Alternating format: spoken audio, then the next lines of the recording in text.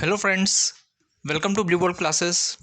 दोस्तों, आप सभी का बहुत बहुत स्वागत है ब्लू बोर्ड क्लासेस के इस segment talking point the topic of discuss में, जहां पर हम उन सभी मुद्दों के बारे में बात करते हैं जो वर्तमान समय में चर्चाओं में रहे हैं और जहां से हमारी आगामी प्रतियोगी परीक्षाओं में हमें प्रश्न देखने को मिल सकते हैं। और ऐसा ही एक मुद्दा है दोस्तों, विश्व प्रेस स्वतंत्रता सूचकांक 2024। तो आज के अपने इस शॉर्ट लेक्चर में दोस्तों हम जानेंगे विश्व प्रेस स्वतंत्रता सूचकांक क्या है, ये किसके द्वारा जारी किया जाता है, क्यों आखिर ये चर्चाओं में बना हुआ है और इसमें भारत की क्या रैंकिंग है। साथ ही जानेंगे इसमें टॉप पर कौन है और सबसे लास्ट में कौन है। तो आइए दोस्तों, बिना देर के हम अपने इस लेक्चर को शुरू करते हैं। तो आइए दोस्तों, सबसे पहले हम जानते हैं कि आखिर ये चर्चा में क्यों है। प्रत्येक वर्ष 3 मई को विश्व प्रेस स्वतंत्रता दिवस के रूप में मनाया जाता है। इस दिन को मनाने का उद्देश्य विश्व में प्रेस की स्वतंत्रता के बारे में लोगों को जागरूक करना तथा कार्य के दौरान अपनी जान गंवाने वाले पत्रकारों को श्रद्धांजलि अर्पित करते हुए उन्हें याद करना है। इसी दिन प्रेस की स्वतंत्रता से जुड़ा हुआ एक सूचकांक जारी किया जाता है, जिसे प्रेस स्वतंत्रता सूचकांक के नाम से जाना जाता है। तो आइए दोस्तों, अब हम जानते हैं कि विश्व प्रेस स्वतंत्रता सूचकांक क्या है। यह सूचकांक एक अंतर्राष्ट्रीय गैर लाभकारी संगठन यानी एनजीओ, जिसका नाम रिपोर्टर्स विदाउट बॉर्डर है, के द्वारा प्रत्येक वर्ष 3 मई को जारी किया जाता है। यह रिपोर्ट संयुक्त राष्ट्र के 180 देशों पर किए जाने वाले एक सर्वे पर आधारित होती है, जिसमें विभिन्न देशों में पत्रकारिता के स्तर का आकलन किया जाता है। इस सूचकांक में विभिन्न देशों में पत्रकारों की स्थिति, सरकारों के खिलाफ उनके बोलने की आज़ादी, पत्रकारों से जुड़े मामले जैसी कई बातों को शामिल किया जाता है, लेकिन इसमें पत्रकारिता की गुणवत्ता को शामिल नहीं किया जाता है। यह पत्रकारिता के लिए किसी देश के माहौल को प्रदर्शित करता है और इसी आधार पर रैंकिंग जारी की जाती है। यानी कि यहाँ पर यह इम्पोर्टेंट नहीं है कि पत्रकारिता का जो स्तर है वो कैसा है ना, यहाँ पर इम्पोर्टेंट ये है कि आपके उस देश में पत्रकारिता के लिए किस तरह का माहौल है, तो उस चीज़ को यहाँ पर इम्पोर्टेंस दी जाती है। अब यदि दोस्तों हम बात करें इस सूचकांक में श्रेणियों के विभाजन की, तो इस सूचकांक में विभिन्न देशों को 5 अलग अलग श्रेणियों में विभाजित किया जाता है। पहली स्थिति होती है अच्छी स्थिति, दूसरी होती है संतोषजनक स्थिति, तीसरी होती है समस्याग्रस्त स्थिति, चौथी मुश्किल स्थिति और 5वीं स्थिति होती है गंभीर स्थिति।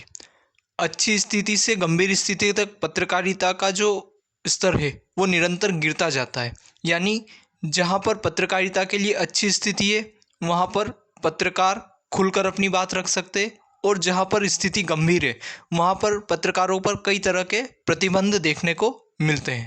अब यदि हम बात करें इस सूचकांक में विभिन्न देशों की रैंकिंग के बारे में, तो पहले स्थान पर इस साल है नॉर्वे, जो लगातार 7 सालों से पहले स्थान पर बना हुआ है। दूसरे स्थान पर है डेनमार्क और तीसरे स्थान पर है स्वीडन।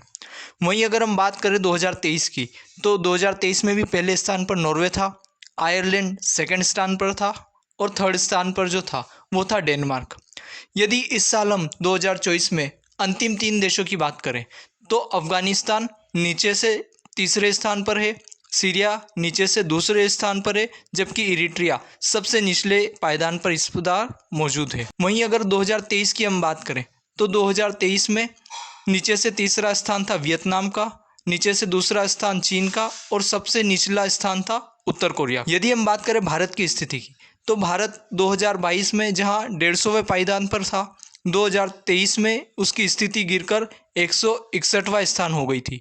लेकिन यदि बात करें 2024 में, तो अपनी स्थिति में 2 अंकों का सुधार लाते हुए 2024 की रैंकिंग में भारत 159वें स्थान पर है। पूरी दुनिया के विभिन्न देशों में प्रेस की स्वतंत्रता को दर्शाने के लिए रिपोर्टर्स विदाउट बॉर्डर्स की ओर से यह एक मैप जारी किया गया है, जिसमें आप देख सकते हैं कि जहाँ जहाँ डार्क रेड कलर आपको दिखाई दे रहा है वहाँ पर स्थिति गंभीर है पत्रकारिता के लिए, और जहाँ पर आपको लाइट कलर दिखाई दे रहा है येलो और लाइट कलर, वो स्थिति पत्रकारिता के लिए काफ़ी अच्छी इनके द्वारा बताई गई है। यदि आप मैप में ध्यान से देखेंगे तो लगभग पूरे ही एशिया में पत्रकारिता के लिए जो माहौल इस संस्था के द्वारा बताया गया है वो अत्यंत गंभीर स्थिति में दर्शाया गया है।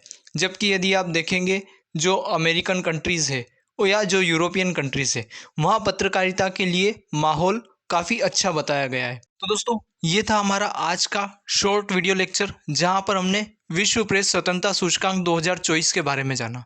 उम्मीद करता हूं ये आपको काफ़ी पसंद आया होगा और आपकी आगामी परीक्षाओं के लिए ये महत्वपूर्ण साबित होगा।